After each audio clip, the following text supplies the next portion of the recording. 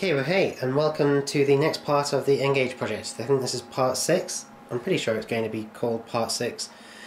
It's building the bridge. Hooray, we're finally here. We've got all the plans, we know what we're going to do. We've got some balsa wood there. This is going to, as I say, form the main actual part of the bridge. These are going to be stuck together and they're going to rest at an angle going across the gap like that, and there'll be a join in the middle with a hinge and stuff. The original idea was, as I say, to use this big one here. Oh, here we go. See, this does actually, if I just lay it across there. Oh, well, yeah, I think it does. Yeah, there we go. There we go. Yeah, it does just about reach, but look, only just.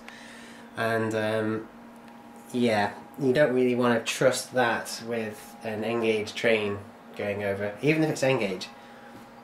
Okay, we could move it a little bit, but still, that's far too tight. So this piece of wood instead is going to be used to help make up the supports at either side. Now, when you're building a bridge like this, especially in an office environment, there are a few constraints. And the first one is that I use this desk to work on. This is where I fix people's computers and I do model making and I do written handwork and stuff like that. And that's the computer stuff. So I'm going to have to make sure that I have plenty of room here to do everything that I usually do, which means that this track has got to definitely go around the back of the desk. It can't go too close because it'll get interrupted by the wind blowing the curtains and stuff, but it can't come too far this way, otherwise I'm not going to have enough room to put my laptop or to do my work. My laptop's just down there actually, there we go. And likewise over on this side, that's not actually my computer, that's Lisa's computer, and it's running a Minecraft world at the moment, I think. But the track is just there, as you can see, and that basically needs to come around underneath that cable, shoot across here, over a support, and then woof, straight over the huge gap to there. So the supports need building first out of this sheet of balsa and then the two really thin sheets of balsa just here. So they are the first step, and basically these supports are going to dictate where the track goes, because the track is pretty flexible. We've got quite a lot of flexi track still, and then there's all this straight track and this curved track and points and everything, so the track is really flexible. That will happily go anywhere. The supports are what are going to matter the most. So it's time to move all this track out of the way and then basically construct some supports at each side. Now, are the supports going to be permanent? Well, yes and no. They're not going to be permanently stuck down onto the desk like with glue or anything like that, because, well, that's just ridiculous. This is my desk, I don't want to ruin it. They're definitely not going to be nailed in. They're going to be sticky padded down. I've got some sticky pads that I can fit them down to, and the sticky pads actually aren't very strong. In fact, they were the sticky pads that I did use underneath the desk. If we go right underneath here, they were used, if it's going to focus, I don't know if it's going to focus, there we go. They were used to support these little cable clips, but they weren't strong enough, so I bought some Unibond ones, and they are strong enough. Trust me, that is not coming off. But the Unibond ones would be too much to use on the surface of the desk. I would never get it off again, literally. So I'm going to use the old crappy sticky pads by Sellotape, and they should do a good job. But these Unibond pads and cable clips do such a good job that I think I might use these to support cables out of the way, to lift cables, to, you know, hoist them up out of the way of the track.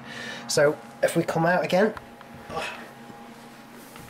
okay, and then we go back onto the surface, you can see that behind the monitor we've got cables that need hoisting there.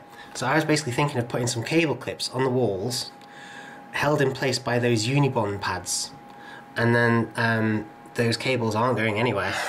And I think I still have got some of the Unibond pads just in here. If I just move this box of modelling stuff. Where are they? Where are my Unibond pads? Aha! Here we go. That's them. These little red beasties. Whoa, trust me, these are powerful. These are really powerful. They cost about £1 for a pack, and they're by Unibond, and trust me, they are very strong. Once you peel that red piece off, whatever you stick it to, it's not coming off again. Those are what I used for the cable clips. And I have got more, I have got spare cable clips in one of those boxes there. Yeah, here we go. That's them. So these are the cable clips, and I'm going to basically use one of those on the back of one of these pads like that. So you basically stick one of them to there, and then you just, you know, insert all your cables into there, into that, and it'll hold it up safe and secure out of the way of the track, out of the way of the trains. So that's what we're going to do. But I need to build the supports first. So I shall get on with that. Okay, well I'm trying a rise of about 1 sheet of balsa every centimetre for a start. So basically I've made a 15cm section here out of balsa wood, and this stuff is so thin that you can just cut it with scissors. There's no need for a saw or anything. And basically every centimetre is going to rise by another sheet. So, and I'm going to look at that and see just sort of how gradual that climb is. And the whole thing will be stuck together with some balsa cement. So if that turns out to be too steep, then we'll have to scrap it and make something even more gentle. But I'm restricted. I can't make it too gentle, because the bigger it is and the more gentle the climb, the more desk space it's going to eat up, and I need it to use up as little desk space as possible. So, although having said that, the track's going to be taking up that space anyway, so you're only going to lose sort of an extra couple of inches maybe, because of the thickness of the balsa compared to the room the track takes up. So it's possible I could go more than 15.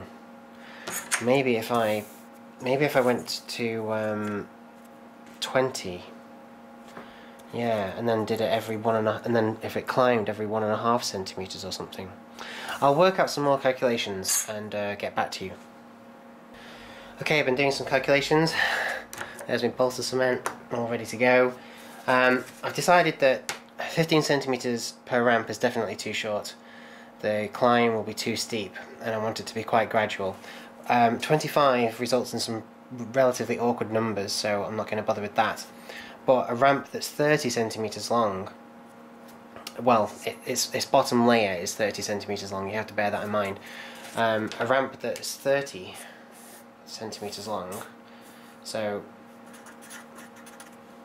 if that climbs every 1.5 centimeters, so like that,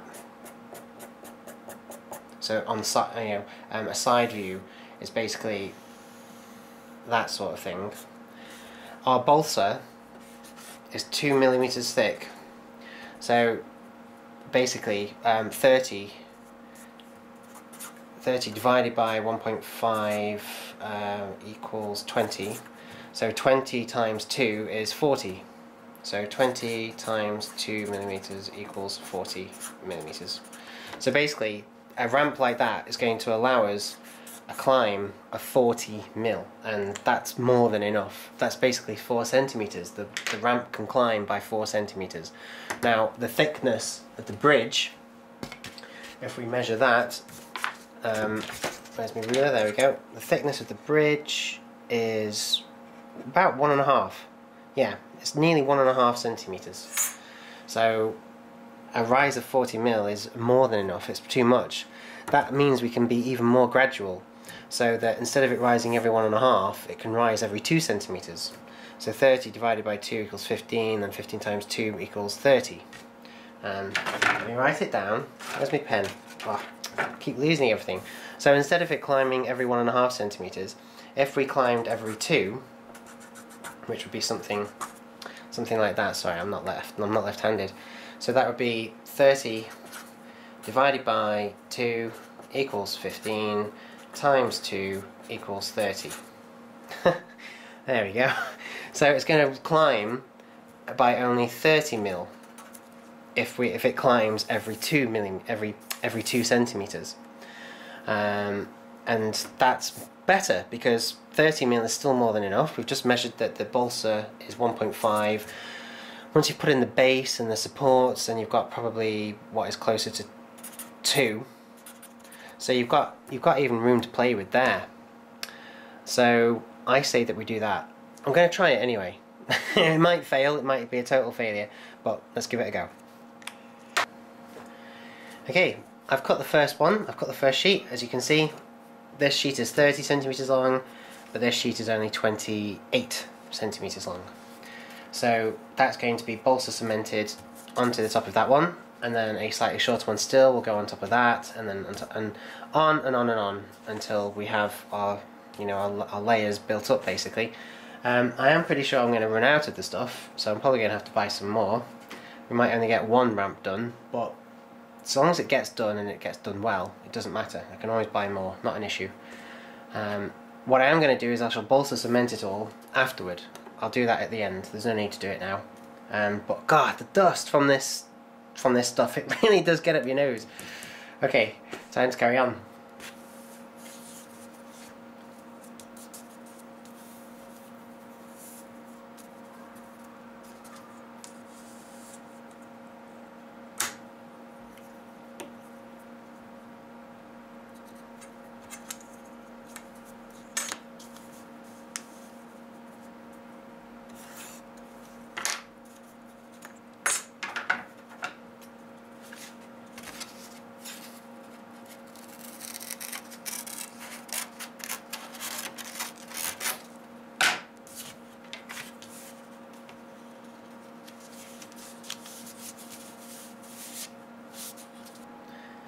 Hey, welcome back to the next part of the video.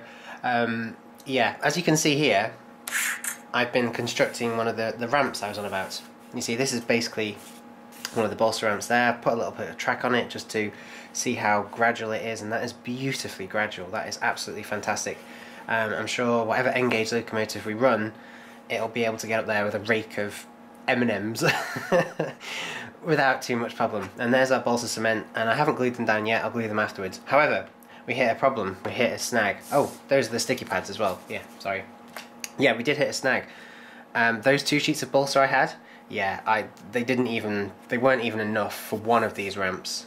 So, tootling off to the shop I went, and so we now have 4 more sheets of the stuff, but they were only about £1 each. Well, just over, from Whitchurch Models in Shropshire. Fantastic modelling shop for things like this, because the shop specialises in planes and cars. You know, petrol powered and electric powered planes and cars, so they have tons of materials like this for you to use in construction, but it's perfect for railways as well, which they do have a little bit of, but not much. And I also picked up 2 really big supports. I've been speaking to various friends about it on Skype and Facebook, and they've told me that just in case any of the balsa wood bows, just in case any of it's not strong enough and it, you know, you get a bend, I've bought some hardwood, some really hardwood, not soft hardwood, some real hardwood supports. You see, so I can glue those to the bottom of it to prevent any bending or any warping, just in case that happens. I don't think it will, because it is only going to be a little N-gauge locomotive and some N-gauge wagons. It's not going to weigh very much, and the weight of the bridge itself isn't going to be very much either. So now I've got all my extra sheets of balsa, I can continue finishing this ramp properly, and I can build the other one and then get them stuck in place with these pads on the bottom and get all the layers glued, and then we will be running the track up to the edge and then snipping it off, and then we have to do the actual bridge bit and some fancy wiring and stuff. So again, I will see you in a second. Well, hey, welcome back. Again, it's only been a second for you, but it's been about half an hour or something like that for me, maybe a bit less. We have a completed ramp. It's done, and it used pretty much exactly 3 sheets of that balsa. We've just had 2 little pieces left, and there it is. Look at that. That is just beautiful. Really nice and gradual. If I just lay a section of track on that, you can see just how gentle a climb that is. That's perfect. More than enough room for 2, obviously. And this is our bridge. So if I just put the two next to each other, you can see that they're the same height. So it took a while to get there, and I now have to glue it all into place, but it did get there, and it's done a really good job. I'm liking it a lot. So I'm going to glue all these layers down, and then make an exact carbon copy for the other side. So see you shortly. Hey, so as you can see, 2 ramps are done. There we go. Pretty much spot on actually. Essentially it took 6 sheets of the really thin balsa to do it, and as you can see I've only got little scraps and odds and ends left, so there's not much left at all really, which is perfect. But they both climb to the same height, they both climb at the same rate, and they both crucially climb to exactly the correct height. So I now need to balsa cement it all into place, and then fix them into place, and then build the rest of the bridge.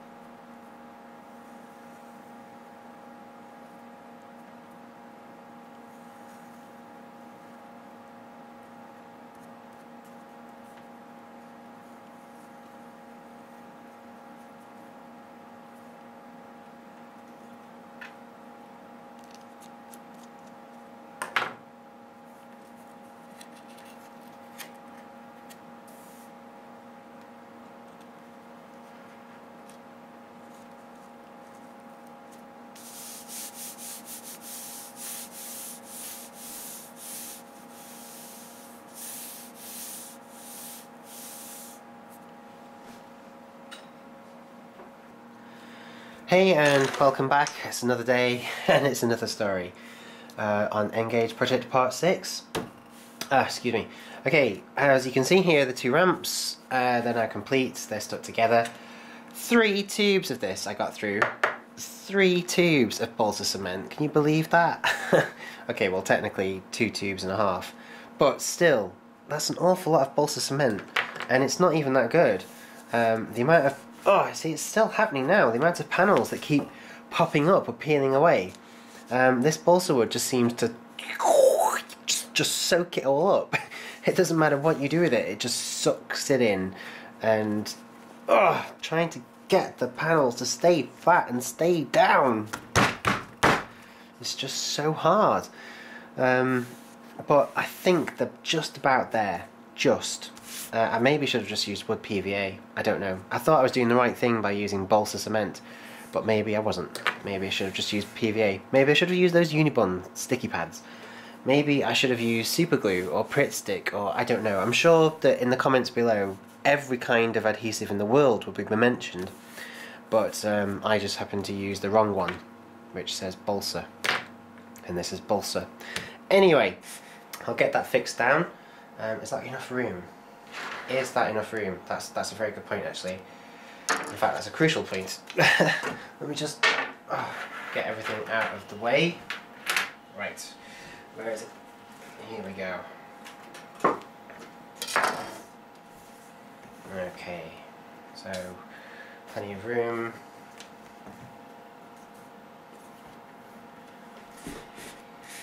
Yeah, that's plenty. I'm not going to need any more than that. And there's plenty of room for the wind to blow the curtains. Yep. That's a good one. I think we can go ahead with that. So I'll go and get it stuck down. Yeah, just ignore that. Basically, I'm just making sure that that stays down and sticks and sets into position and everything like that. And this spare monitor was the heaviest thing I had lying to hand, so that's why that's there. If I just pan the camera around, you can see, here we go, that I'm about to stick these 2 bridge sections together. Well, when I say stick, I'm obviously not going to stick because you need to lift them up and they do that. So I've got a butt hinge. Sounds rude. I've got a butt hinge here. I've got 2 actually, and they are zinc plated, so they shouldn't rust. Well, shouldn't rust as quickly or as easily. and they've come with a little bag of screws which are just the right size to not go all the way through the section of balsa. So it'll just be a case of 2 of them on the join like that, screwed into place, well, from the other side obviously, and then it can be lifted up. And I'm not going to need all of it. I'm going to need to cut a bit off there, and I'm going to need to cut a bit off the other side as well. But we worry about that after, trust me. So I need a big screwdriver and I'll crack on. Hey, and welcome back. I've done all the fitting of the hinges that I need to do. Ta-da! Voila, there we go. And what's really, really cool is that, watch, they just fold right in. Look at that. Perfect. And even though I must admit they're not completely straight in the folded position, because as the hinges went in they turned ever so slightly, and it basically would have made too much of a mess to try and correct it. What is important is that when opened up, watch, watch, watch, watch, I'll try and get it as close to the camcorder as possible. Here we go. Perfect. Absolutely perfect. Exactly the same height, a beautiful smooth join, and when you rest them on one side of the desk to the other, if I just pan the camera, watch this, watch this, watch this folks. In fact, I'm just going to get behind the viewfinder so that you can, well, so that I can see everything. Here we go, let's pan down. So pretend this is the gap. Look at that. It's almost invisible. Yet it is spanning the gap. Pretty strong as well, if I might add, for just balsa wood. I don't think I'm going to need the supports, but we'll find out when we do a test. The next thing to do is to cut off the excess, fit the other ramp, and then lay the track.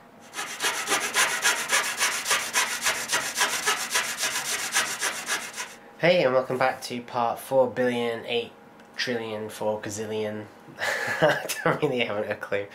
I'm just going to stop doing that, it's clearly not working. As you can see, there's been some progress. Oh yes. We have a ramp, not permanently stuck down to the desk, but very, very firmly stuck down with the really quite weak sellotape pads. And then we have track Unibond padded, so that's not coming off again, stuck down to the actual ramps. Now, why have I used those? Because, well, several reasons. One, I'm not too sure how track pins would fare on such weak balsa wood on top of a desk, stuck with pads. Plus, this FlexiTrack by Pico has no holes in. Honestly, I'm not joking. There aren't any holes in any of the sleepers at all. That makes no sense. I mean, the set track, reach right across, the set track has holes in. But the set track is probably the track you need the least to be held in place. It's set track. But the FlexiTrack, you know, the kind of really bendy, crazy, wacky track that does need to be held into place, look at that. That has no holes at all, so I couldn't have even pinned it down if I wanted to. Please do comment below in how you can pin down FlexiTrack that has no holes in.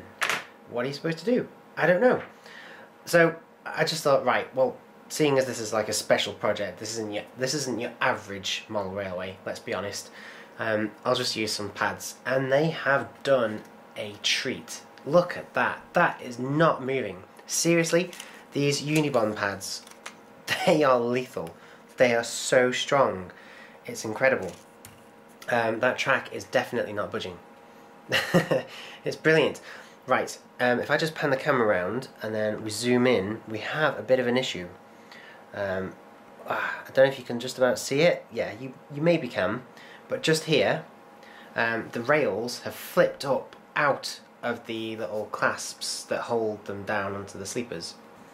The sleepers for N-Gage are just so you know, fiddly, so measly, so tiny and pathetic, and the clips that hold them are even 8 billion times more pathetic. So the rails have just flung right out, and then they've tried to rest back on top of these little clips, pushing the rail up by quite a lot.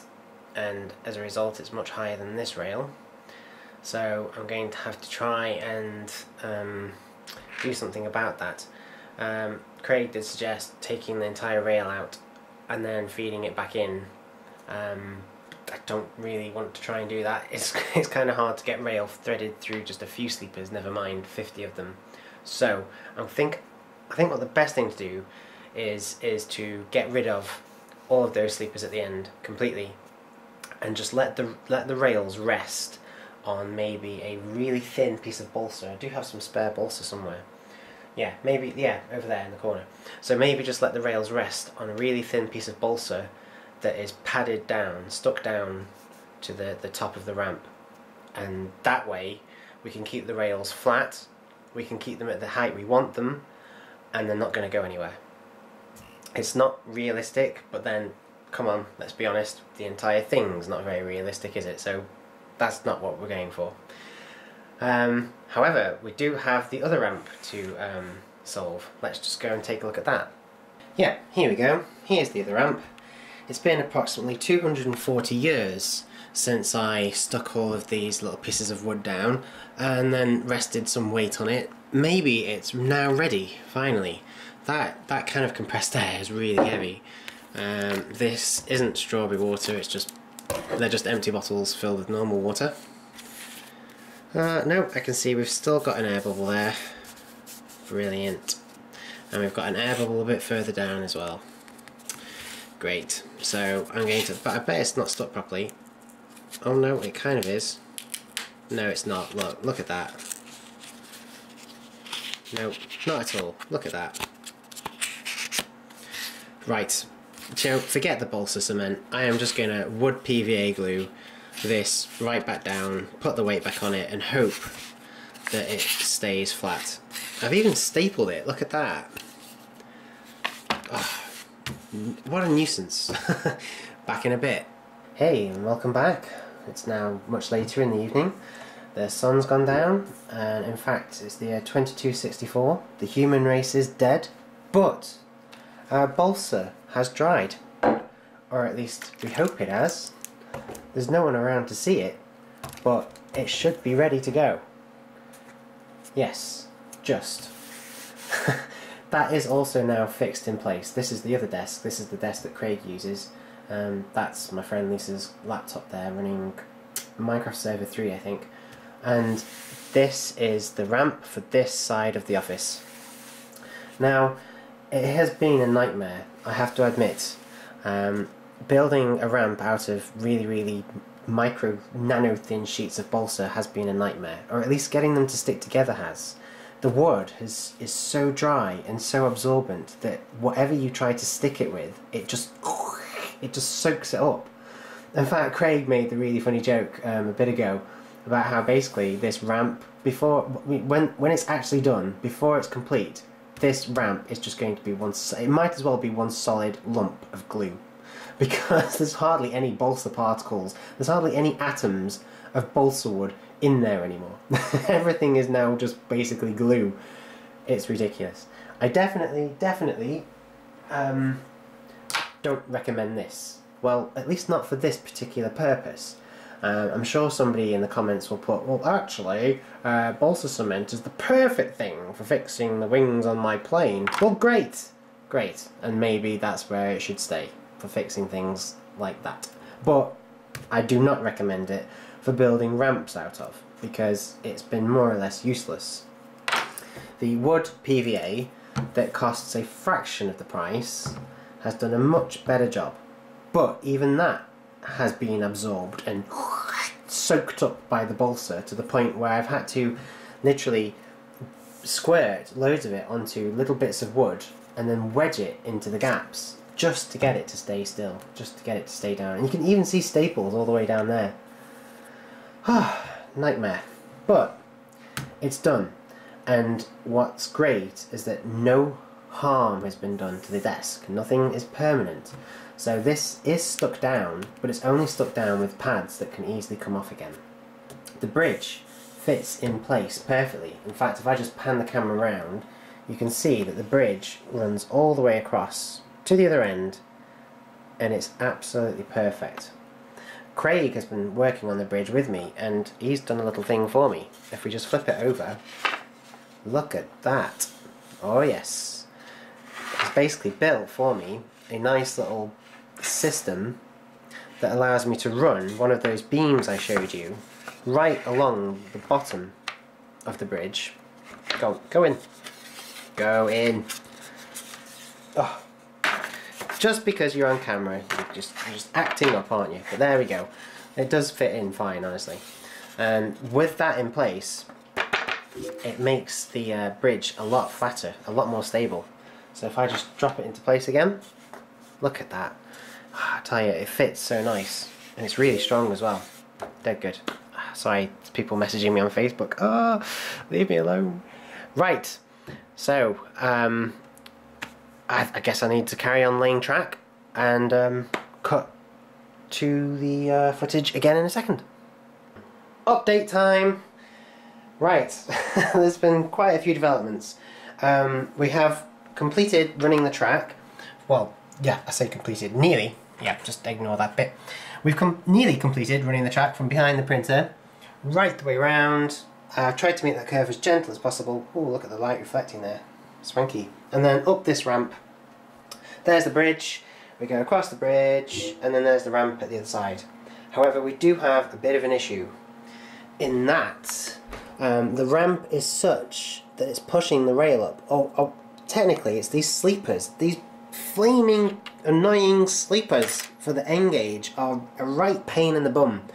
And basically, they are forcing the rails higher. You can see that that rail there is higher than this one. And then if we go across to the other side, it's even worse. I thought I could get around that by just making it so there's just a pad and no sleepers at all. But no, not even the Unibond pad is strong enough to hold the track up, and hold the track down. So we've got a bit of a problem. Oh yes. But I think I've got a way to solve it using these tiny little pieces of track here. Just excuse the N-gauge massacre here, with bits of dead track dying and bleeding all over the place. I think what I can do is take one of these little small ones and basically clip these bits off, rest that onto there. Yep, I know it's going onto the bridge, but hear me out. I basically cut a bit of the end of the bridge off, about an inch, something like that, 2 centimeters or something, off each end, and that part of the bridge becomes part of the ramp, but a nice, flat, level and strong part of the ramp, rather than a up in the air, pointy all over the place, impossible to connect to part of the ramp. Obviously I can't cut too much off, just ignore this piece of wood. Obviously I can't cut too much off, otherwise the bridge isn't going to have anything to rest on. The supports are working a treat. If you can just look at that beam running underneath there, that beam is doing a fantastic job. And I could even, I suppose, build a leg to go in the middle of it if I had to, you know, just in case it needed it, but I don't think I'm going to need to do that. So, yes, I think if I cut about an inch off and then stick it and put the track down, we should be okay. Here goes. Day 47 in the N-gauge house. Will has found success with the set track. Good friendly set track, nasty bad flexi track. The set track has a fantastic little end to it that's been pre-molded and pre-manufactured, and all you have to do is basically just whip the fish plate out, the rail joiner, and you have a beautiful finish to the end of the track. There is a little bit of a gap there. There has to be, because basically there's going to be a tiny bit of overhang on the edge of the bridge, just here. And as the bridge drops into place, that little bit of overhang will connect up with the rest of the track, and job's a good one. But yeah, the the set track pieces have basically saved the day.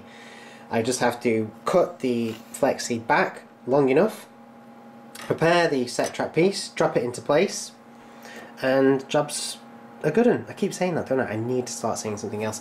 And the little pad we have on the edge of the ramp here that's been amputated from the bridge is doing a treat as well. That's working a treat. It's doing a fantastic job. So it's, you know, 1 down and 3 more to go. Okay, about an hour later, some vacuuming some cut fingers and about 18 million rail joiners, we finally have one of the ramps complete. Annoyingly, this one is ever so slightly shorter than the other, but that's okay, it's okay, we can compensate for that in the bridge track, the track that goes on the bridge. We can make the track on this side a little bit longer and it should be okay. Basically what's happened is as I have laid it onto the ramp and pushed it in place, it has pushed all the way back down there and pushed the track here out a little bit, and I've only noticed that after it's been permanently stuck down. Oh well, never mind. As you can see from these wagons here, it does flow quite nice, it does run beautifully. Look at that, brilliant. So that's one ramp done. Doing like a Batman logo there or something. And this is the other ramp. Yeah, the Hannibal lamp. The Hannibal ramp, I'm calling it, because it's been savagely eaten and butchered to pieces. Look at this. This is going to be fun.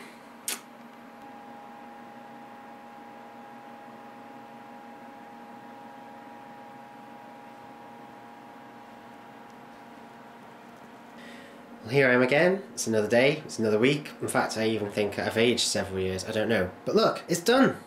There we go! Nah, I'm only joking. You didn't really think it'd be finished yet, did you? Gosh, this isn't expected to be finished until about 2741, a bit like High Speed Rail 10 or whatever, I don't know. We ran out of FlexiTrack, basically. The ramps have used up so much FlexiTrack, getting them just right, that I only have one huge strip left, and that's not enough to complete the bridge with. So I went to get some more. Ta-da! There we go.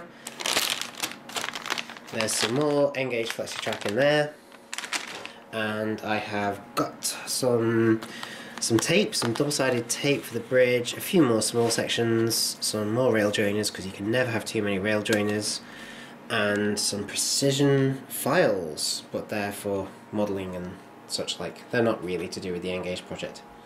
Anyway, I'm going to work on the bridge sections now. Now they have to be done in a very specific way. This is very, very important. As I say, the ramps are completely done. There we go. You can see that they're completely perfect. All fixed down, and crucially, there is a tiny gap at each end. There you go, tiny gap. Which means that the rails on the bridge sections, after they have to overhang ever so slightly, just by the tiniest little bit. And it also means that the track in the middle of the bridge, there we go, the track in the middle is going to have to, obviously because this section is going to bend, so there needs to be basically a join here with a very, very, very neat, perfect edge on both sides, so that as the bridge folds up, the rails practically join. Now it doesn't matter if they don't join, because we're going to show you how to power it regardless, but obviously you still need to run stuff over it, so it does need to be as good as possible. So I've definitely still got my work cut out, haven't I? I best crack on. Hey, welcome back again to look, whatever part it is. Okay, I've been building this for 50 billion years and I'm still going. But we have got some track in the middle. We have got the join where the bridge folds up to meet itself, and look at that. How good is that? That's not bad, eh? It was really, really hard to do though.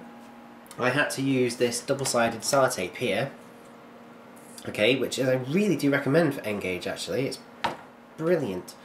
And I even had to cut up, where is it? Yeah, here we go. Some tiny little bits of green card, because the balsa was just a bit too thick. The really thin balsa I have over there, that stuff, that was a bit too thick. And the card was absolutely perfect. So I've been doing that, and you can see just underneath there that there's tiny little bits of card and there's tiny layers of the tape as well. But it does result in a beautiful join. Watch this. Just load that on. There we go. Okay, watch. Look at that. I'll get the camera down really, really close so you can see. In fact, I'll let go of the camera, modify the screen, and now watch. Look at that. See how good that is? It's just the tiniest of bumps, isn't there? That's pretty good. I don't think I'm going to get it any better than that. Obviously, that's not going to conduct power, not unless we were to pump like 15,000 volts through it or something, which would be capable of jumping the gap. We're going to pull the power off somewhere around here, and then it's going to go along across here and then up and back in again. And we'll have like a little pin or connection device here to transfer the power. We're also going to have another one, a second one. There's going to be redundancy just in case one of them fails. So now I've done those two, I need to do two more for this track here, and then I need to run the flexi track right to the end. Okay, I'm back again with another update, and I have to tell you something, something official. I hate FlexiTrack. I really, really do. I absolutely detest N-Gage FlexiTrack. It is a pain, an absolute pain in the derriere. And I'll tell you for why. Because basically, I had laid a piece of FlexiTrack from the ends here. It basically ran all the way along here on this sticky-sided tape, as you can see. Right to the very end, and I had everything lined up, everything perfect, and it was great. But it took so long to keep trimming the ends off and get the length right, and to keep moving it back and forward, excuse me, that by the time I did, this had happened. So it wasn't lined up at all, and it was totally and utterly ruined. And by the time I had pushed the bridge back into alignment, and then I grabbed hold of the FlexiTrack to try and move it and pull it up and reposition it, its rails just completely flew out, because these rails are held in with the weakest, rubbishest little, you know, I can't remember the name of them, but basically the little clamps, the little, you know, oh, do you know, I'm going to find out what they're called, hang on. Okay, I'm back. I've looked it up, and I found out the reason that I barely know the name of them. Do you see them? Oh, come on, focus, focus, focus, please focus. There you go. Can you see them there? All these little bumps here. The reason I never know the name of them is because they have so many names. They are known as rail spikes, chairs, E-clips, fast clips, tension clamps, and bolted clamp fastenings. Yes. But from now on, we're just going to call them what's the points, because they genuinely are rubbish, especially on the FlexiTrack. The tiniest little breeze and the rails just pop right out. They are absolutely... Look, I mean, look at that. Just look at that. Look how easy the rail wants to just come away from that. Look at that. I'm barely tried there. And basically what happened was, when I tried to pull that FlexiTrack up off here to reposition it and get it perfect, the rails just did that. Literally, they just came away from all of the sleepers, ruining the entire section, ruining the entire length. And I cannot afford to keep ruining that much FlexiTrack in one go. I only have that, and I really don't want to have to go and buy any more.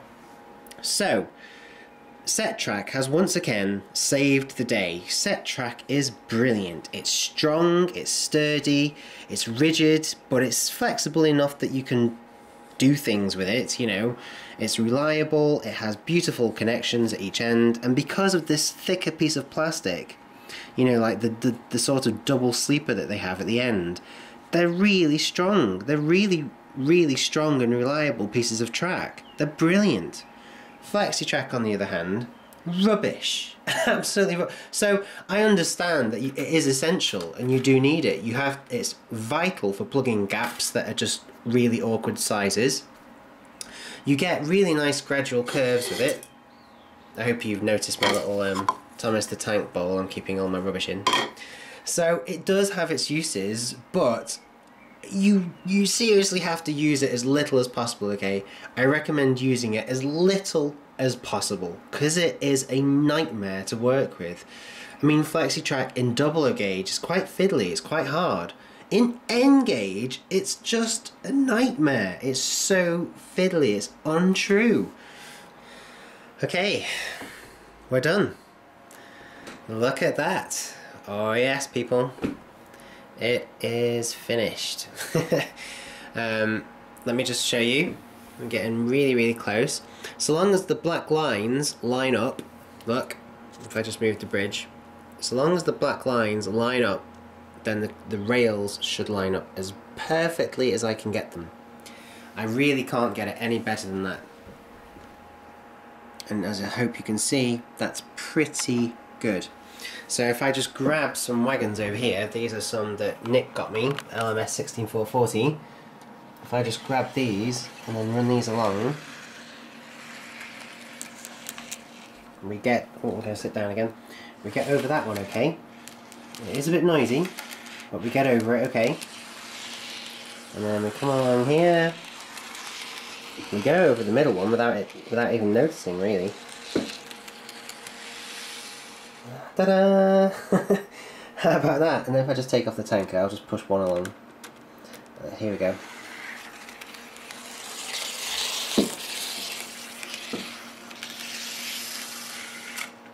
What do you think of that, eh? Not bad. Not bad, eh? Look at that. Okay. Power will obviously be in the next part. And now what I'm going to do is take all these M&Ms and then load up the hoppers. Okay, right. I've loaded up all, I don't know if you can see, I don't know if the camera can see, but I've loaded up all the hoppers with M&Ms ready for its first test run. There's no loco, we'll worry about traction in the next part of the video because we've still got to do the electrics. But we need to just test our track work and test it's okay. So I've got Craig here, who's very kindly offered to help with the cameras whilst I push this along, basically using the finger of Will. I won't say the hand of God. So very, very gently then I'm going to push it from the back and then slowly build up speed. I've had to raise the cables up over the track, and it's been quite fiddly to do that. In fact, this bond seems to keep coming off. But I will find a more permanent solution to the cables in time. So, here it goes then, the M&M train. Okay, so I'm going to build up a bit of speed now. Here we go.